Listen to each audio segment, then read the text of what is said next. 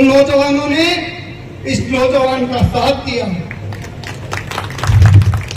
मैं आभार व्यक्त करना चाहूंगा मेरे एक एक नौजवान का कि अनिल चोपड़ा जो 6,16,000 मतदान आपने कर मेरा हौसला बढ़ाया है, कांग्रेस पार्टी का हौसला बढ़ाया है। अनिल चोपड़ा आपके लिए हमेशा खड़ा रहेगा। आपके हर सुख दुख में अनिल चोपड़ा आपकी लड़ाई लड़ने का काम करेगा। साथियों, बाद में मुझे आशीर्वाद देने के लिए हमारे जयपुर ग्रामीण परिवार के तमाम मेरे बुजुर्गों, मेरे नौजवान साथियों, मेरी माताएं बहनों, मेरे नौजवानों, सबसे पहले तो आप सबका हृदय दिल की गहराई से आप सबका मैं नतमस्तक होकर आपका आभार व्यक्त करना चाहूंगा कि जिस संख्या में आप आज सुबह 11 बजे से यहाँ बैठे हैं, आपका ये प्यार और आशीर्वाद अनिल चोपड़ा को हमेशा मिलता है और आपका ये प्यार और आशीर्वाद जो आज देखने को मिल रहा है। मंच पे मौजूद कांग्रेस पार्टी के सभी विधायकगण, पूर्व विधायकगण, कांग्रेस पार्टी के तमाम नेतागण, कांग्रेस पार्टी के और जयपुर ग्रामीण के तमाम जनप्रतिनिधिगण, इनका भी मैं आभार व्यक्त करना चाहूंगा कि जयपुर ग्रामीण परिवार को और इस महापंचायत को सफल बनाने के लिए आप सब लोग यहाँ पहुंचे हैं। इसके लिए आपका धन्यवाद व्यक्त करना चाहूंगा। साथियों, जब 4 जून को ये परिणाम आया तो जयपुर ग्रामीण के अंदर हजारों घरों के अंदर उस दिन चूल्हा नहीं जला। जयपुर ग्रामीण के अंदर उस दिन हमारे हजारों नौजवानों ने खाना नहीं खाया। मैंने मेरे नौजवानों की आंखों में आंसू देखे। लेकिन मैं एक बात इस मंच के माध्यम से कहना चाहूंगा कि इस जग के अंदर हंसाने वाला भी वो है तो रुलाने वाला भी वो है। वो नीली छतरी वाला सब देख रहा है। प्रत्येक नौजवान ने इस चुनाव के अंदर जिस जोश, जुनून, उत्साह, जब 23 तारीख को टिकट मिला था उससे लेकर आज तक उन नौजवानों ने इस नौजवान का साथ दिया। मैं आभार व्यक्त करना चाहूंगा मेरे एक एक नौजवान का कि अनिल चोपड़ा जो 6,16,000 मतदान आपने कर मेरा हौसला बढ़ाया है, कांग्रेस पार्टी का हौसला बढ़ाया है। अनिल चोपड़ा आपके लिए हमेशा खड़ा रहेगा। आपके हर सुख दुख में अनिल चोपड़ा आपकी लड़ाई लड़ने का काम करेगा। साथियों, अनिल चोपड़ा संघर्ष करो, हम तुम्हारे साथ हैं। अनिल चोपड़ा संघर्ष करो, हम तुम्हारे साथ हैं। अनिल चोपड़ा संघर्ष करो, हम तुम्हारे साथ हैं। आज मैं खुद को सौभाग्यशाली समझता हूं कि इतनी हजारों की संख्या में आप मुझे आशीर्वाद देने के लिए आए हो। ये मेरी माताएं बहनें मुझे आशीर्वाद देने के लिए आई है। ये मंच पे मौजूद मेरे तमाम कांग्रेस पार्टी के तमाम नेता मुझे आशीर्वाद देने के लिए आए हैं।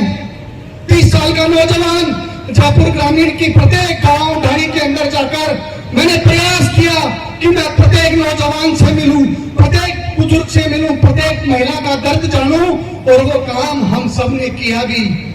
और मैं आप सबको खुले मन से कहना चाहूंगा कि कांग्रेस पार्टी का कार्यकर्ता इतना मजबूत है, कांग्रेस पार्टी का एक एक कार्यकर्ता इतना मजबूत है कि इनकी लड़ाई लड़ने का काम हम सब लोग मिलकर करेंगे।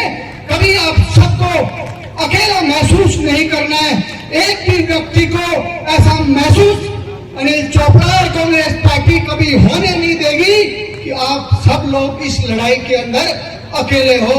आपकी इस लड़ाई को लड़ने का हम काम करेंगे। और आज इस मौके पे मैं किसान नेता राजेश पायलट जी को याद करना चाहूंगा। उनकी कही हुई वो बात भी याद करना चाहूंगा कि जब तक गरीब किसान का बेटा उन पदों पे नहीं पहुंच जाता जहां देश की नीतियां बनती है, जब तक इस देश का भला नहीं हो सकता। आपने तो दोनों हाथों से आशीर्वाद दिया था अपने बेटे को, लेकिन इस भ्रष्ट सरकार और इस दबे प्रशासन ने उस जनता के जनादेश का अपमान करने का काम किया है। साथियों, अपमान करने का काम किया है। और जब 4 जून को उन्होंने वहां बैठकर जयपुर जयपुर ग्रामीण के जनादेश का अपमान किया, तो मैं आप सबसे कहना चाहूंगा, उस दिन उन प्रशासन के अधिकारियों को भी मालूम था और उस भ्रष्ट सरकार को भी मालूम था कि इस 20 साल के नौजवान ने, कांग्रेस पार्टी ने उनकी नाक में दम करने का काम इस चुनाव के अंदर किया है। साथियों, मैं आप सबको आज इस मौके पे इतना ही कहना चाहूंगा कि आप सब लोग अपना ये प्यार और आशीर्वाद हमारे ऊपर ऐसे ही बना के रखना। ये समय बदलेगा, जयपुर ग्रामीण का किसान, जयपुर ग्रामीण का नौजवान आगे बढ़ेगा। और मैं बड़े खुले मन से इस मंच पे कहना चाहूंगा आपको कि अनिल चोपड़ा छात्र राजनीति से निकलकर जयपुर ग्रामीण से चुनाव लड़ा, छात्र राजनीति से राजस्थान विश्वविद्यालय का अध्यक्ष बना, संघर्ष करके अध्यक्ष बना, संघर्ष करके यहाँ तक पहुंचा। इस मंच पे आप सब लोगों के बीच बोल रहा हूं, तो संघर्ष करके आपके बीच में यहाँ तक पहुंचा हूं। एक किसान परिवार से आता हूं, मैं एक किसान परिवार से आता हूं और आप सब लोग भी किसान परिवारों से आते हो। मेरे मन में एक बात थी और जिस मुद्दे को लेकर हम सब लोग जनता के बीच गए थे, नौजवानों के मुद्दे को लेकर गए थे, किसानों के मुद्दों को लेकर गए थे, महिलाओं के मुद्दों को लेकर गए थे। मैंने जब जयपुर ग्रामीण के अंदर पाया, जयपुर ग्रामीण का नौजवान इस अग्निवीर योजना से बड़ा दुखी था। मैं जहां भी नौजवानों से मिल रहा था, नौजवान मुझे कह रहे थे कि अगर हम आपको चुनकर देश की सबसे बड़ी पंचायत में भेजेंगे तो नौजवानों के साथ कुठाराघात करने वाली इस योजनाओं को आपको उठाने के लिए देश की सबसे बड़ी पंचायत में आपको हमारी आवाज उठानी पड़ेगी। और मैंने बड़े खुले मन से, खुले तरीके से उनको कहा कि आपका ये नौजवान साथी अगर देश की सबसे बड़ी पंचायत में जाएगा तो सबसे पहले आवाज नौजवानों के लिए इस अग्निवीर योजना को हटाने की हम रखने का प्रयास करेंगे।